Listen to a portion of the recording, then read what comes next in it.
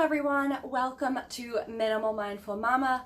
I'm Katie Mixon. If you're new here, welcome. I love sharing about minimalism and motherhood, sustainable living, and living intentionally. So if these are topics that interest you, be sure to subscribe so that you can continue to see my videos, which come out on a weekly basis. You can also find me on Facebook and on Instagram at Minimal Mindful Mama, and you can hit the little bell button so that you'll get notified every time I upload a new video. I told him I can be a fighter if you want. I'll be there to catch you if you fall. I can make it brighter when it's dark,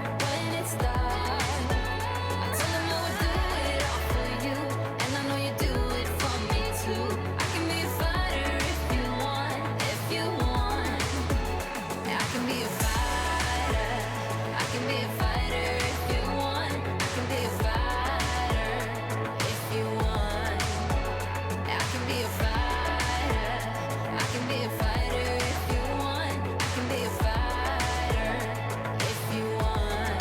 As awareness increases around the environment, climate change, and sustainability, more and more people are making an effort to implement small changes in their lives in order to make a difference. Petitions are being signed asking major retailers to do better. Climate neutral shipping is offered, even Amazon has an option for that. Brands are coming out with sustainable lines advertising the use of recycled materials or plant-based cosmetics, and keywords such as sustainable, eco-friendly, and green are bounced around and plastered on products everywhere. Aside from where the greenwashing is an obvious marketing ploy, there are some holes in the concept of sustainable shopping. Creating a new product with new materials and incorporating some recycled content is, while a small improvement, still a new product. The production and shipping process is simply not sustainable. Retailers such as Nobody's Child and Tradlands, who endeavor to be completely open and honest regarding the production process, admit that buying new clothing can never be completely sustainable, which is why they choose to design quality clothing to last a lifetime.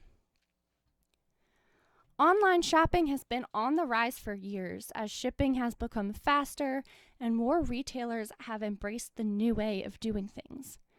Amazon has grown to be the largest internet company by revenue in the world. Now, as the world is beginning to emerge from lockdowns, where nearly all shopping was done online shopping sales in the USA increased 39% in the first quarter of 2021 alone. Retailers may offer carbon offset shipping, but the sheer amount of shipping occurring has seen huge increases within the last 20 years. You would think that in the beginning of 2021 that online shopping sales would actually drop, but instead it increased. But perhaps you choose to shop primarily secondhand, the most sustainable option, while also being mindful about your purchases. Or perhaps you are in a buy nothing group in your area, enabling you to shop secondhand and give items a second life without frequenting a thrift shop. If this is you, that's awesome. I personally love the treasure hunt of the thrift shop and am always looking for ways to keep items out of the landfill as long as possible. However, I had a realization as I was perusing the aisles of my local thrift shop. Secondhand shopping is only an option due to the mass overconsumption taking place in our culture.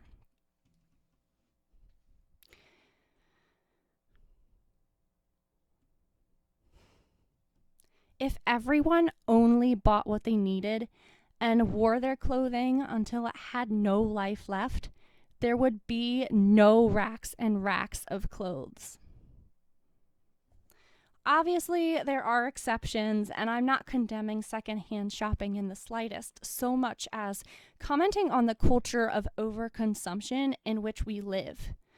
We go through weight changes, children outgrow clothing faster than we can replace them. Sometimes we make a purchase that we later realize simply isn't going to work. Secondhand shopping is absolutely an amazing choice to make, as we all work towards making small, sustainable changes in our lifestyles.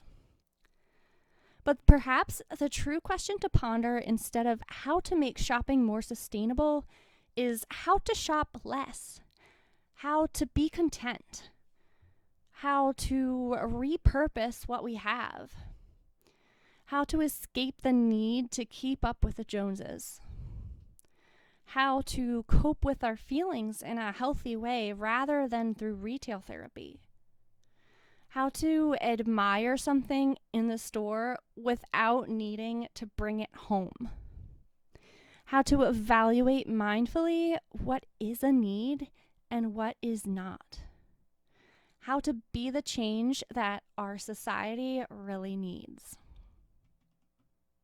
It's almost sad looking around the thrift store at all the items that someone had and bought and paid money for and then discarded. You can oftentimes find even very sentimental items in the thrift store, such as wedding pictures or 50th anniversary teapots.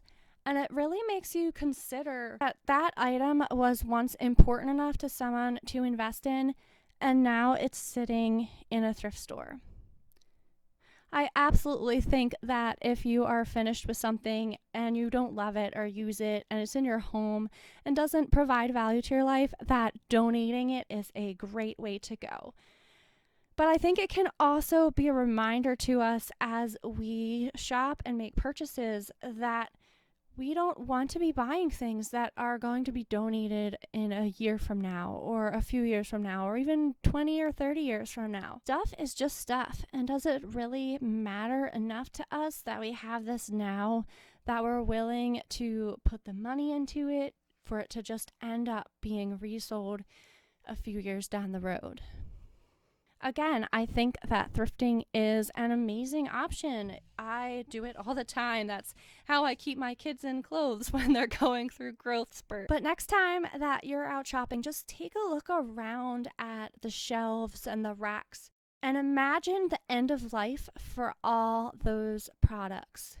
Imagine them having been worn a few times and then donated and sitting in a thrift store.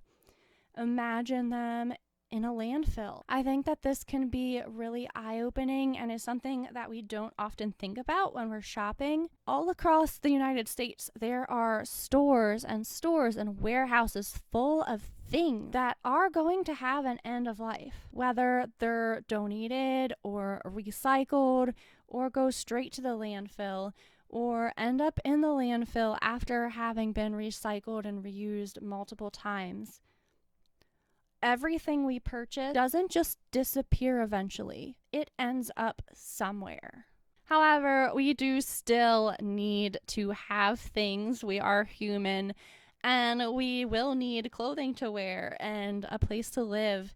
And we do want to have comfortable lives insofar as our means allow. And so we're not trying to deprive ourselves of necessities or even comforts. But if everyone slowed down and was more mindful about their purchases rather than just mindlessly over-consuming, I think it would make a really huge difference. I hope that our culture can start to think more about our purchases and make an effort to be more mindful and evaluate things before we just hit the buy now button. But we don't have to follow along with what the typical American lifestyle is like. So I'd love to encourage you, whether you have been trying to shop more sustainably or whether it's never even occurred to you, simply to consider the things that you're purchasing for a bit longer before you buy them. Determine if it will actually add value to your life, or if it's just a spur of the moment thing that perhaps you wouldn't even want if you waited a few days, or that you could find something else around your home that would serve the same purpose just as well. Let's all work together to make our world a better place. Thank you so much for watching, and I'll see you in the next video. I tell them I would do it all for you.